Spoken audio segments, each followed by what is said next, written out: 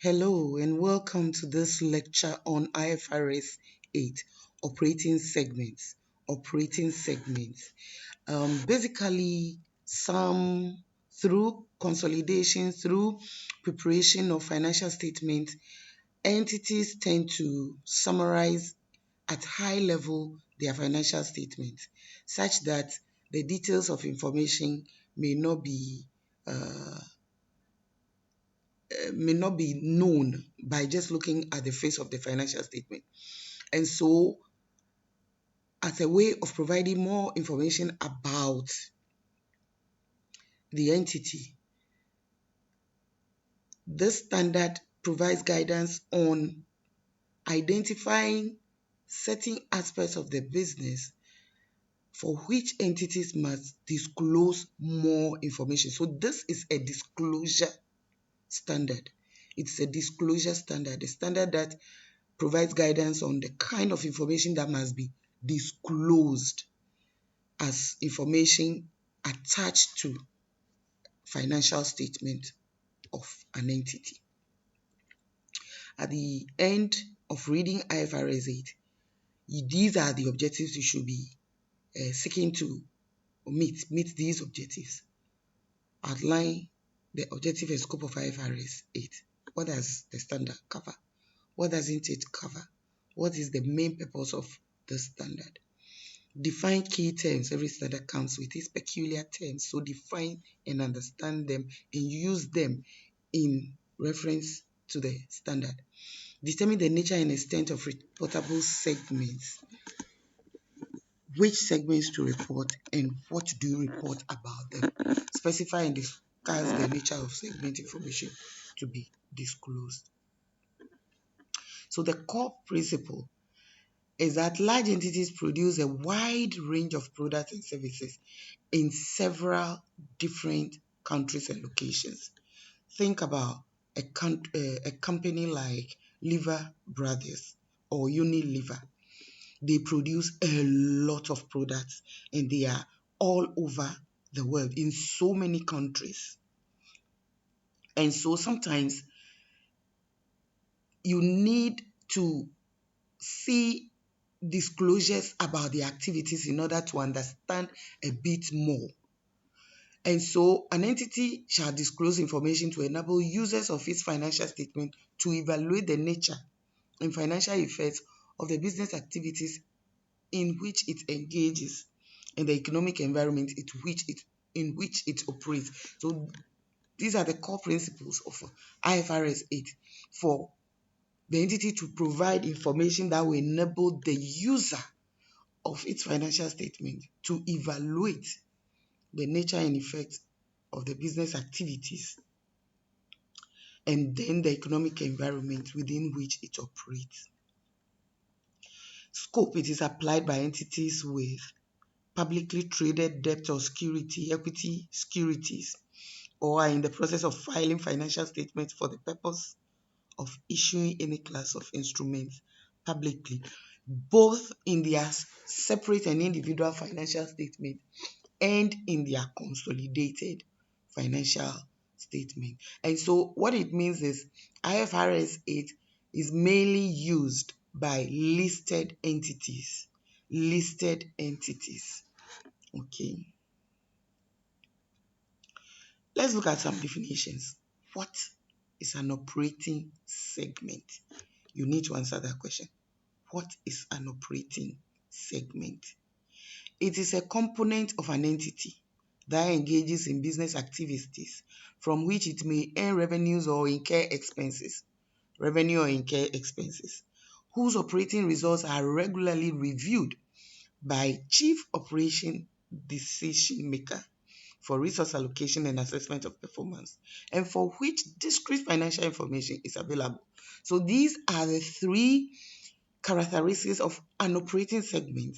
That one, it engages in business activities from which it may earn revenues and incur expenses.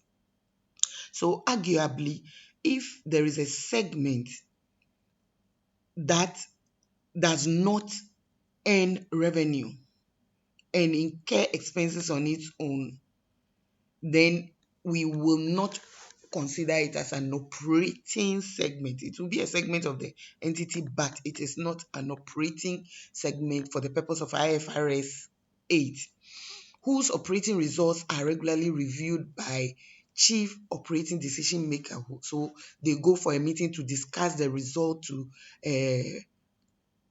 assess performance, and also to allocate resources to the segment. And there must be discrete information, like we can say that this segment, this division, we can identify its own set of information, financial information, which will inform discussions and decisions. So that is an operating segment. These three characteristics. Then reportable segments. Now we can have an operating segment which is not reportable. That's the point. We can have an operating segment which is not reportable. So a reportable segment is an operating segment or aggregation of operating segments that meet specified criteria, which we will soon discuss, known as the quantitative threshold. So there are thresholds to be met for an operating segment to be described as reportable. If those thresholds are not met, then the operating segment is not reportable. So we are talking about a reportable segment as an operating segment or an aggregation of operating segments that meet specified criteria. And the standard requires that if you identify an operating segment as a reportable segment, then the standard requires separate disclosure of information on each operating segment stroke aggregated operating segment that exceeds the quantitative threshold. Aggregation. Aggregation. Two or more segments may be aggregated together based on the following economic characteristics. So you may have segment 1, segment 2. If they have the following similar economic characteristics, you can aggregate them together. The similar characteristics that they are similar in nature of products, nature of production process, types and classes of customers, method of distribution of products and services, and finally, they follow the same regulatory, or they are in the same regulatory environment. We are saying you can aggregate, you can put together one or two segments if they have similar economic characteristics as follows: nature of product, nature of production process, the type or class of customers, method of distribution of products or services, and similar regulatory environments.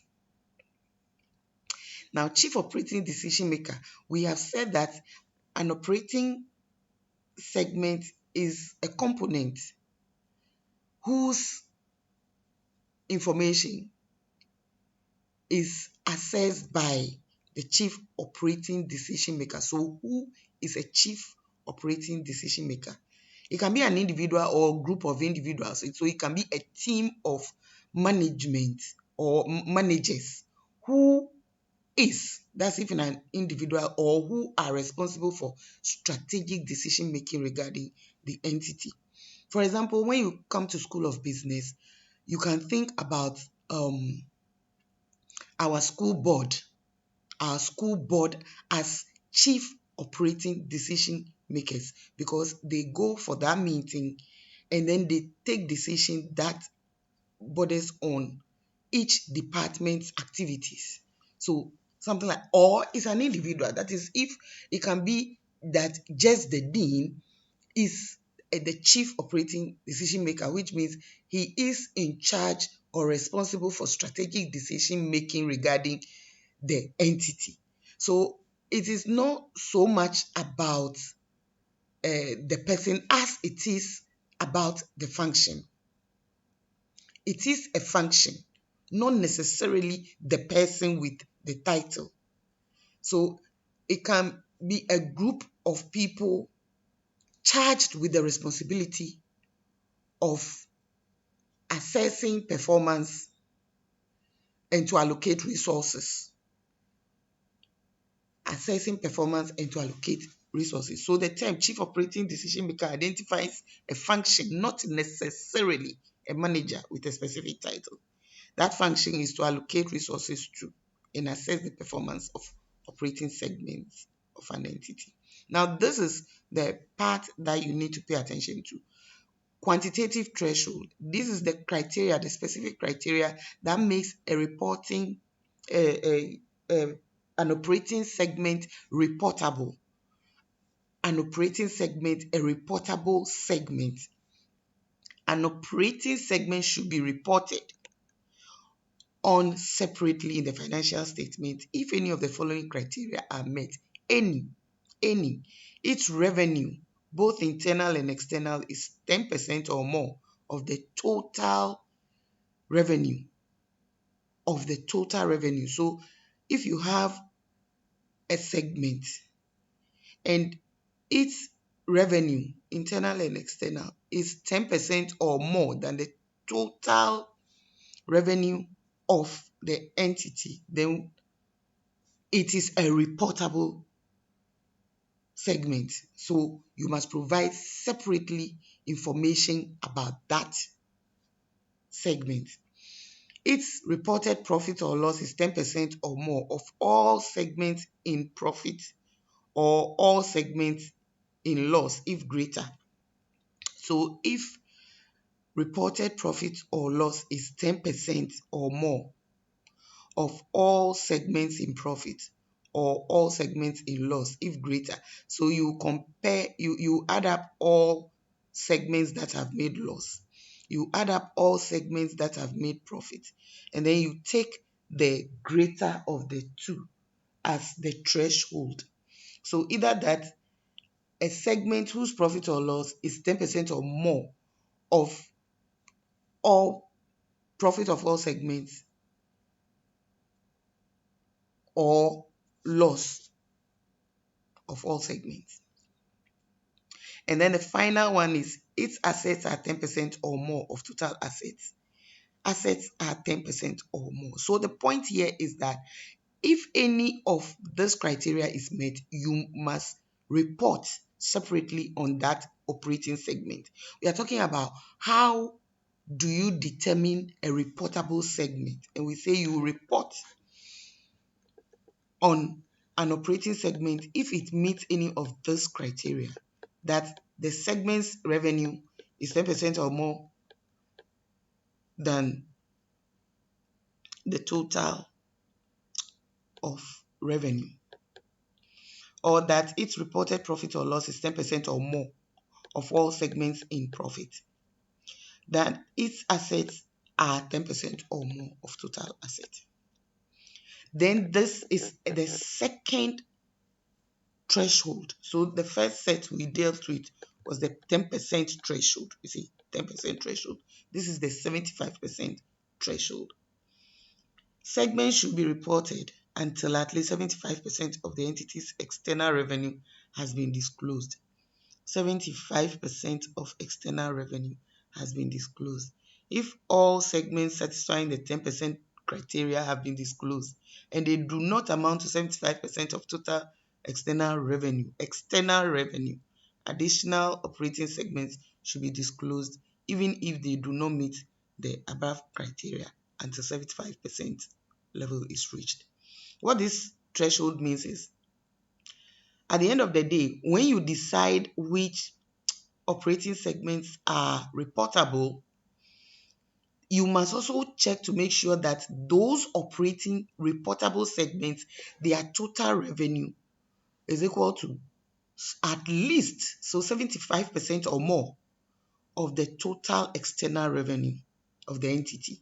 So we are talking about an entity which has different segments, and then you decide that segment A, B, C are reportable.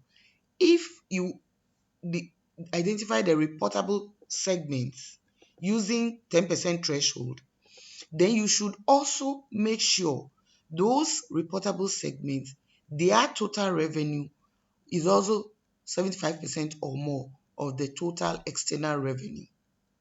That's the meaning of this threshold.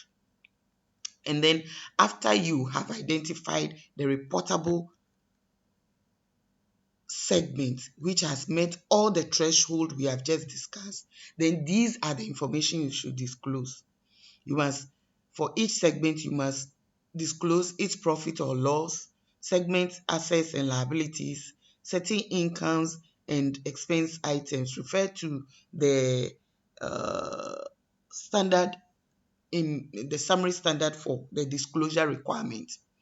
So disclosures of revenue of products and services and countries where revenues are earned or assets held, even if not used for decision making by management. Segments segregated, those that have been added up.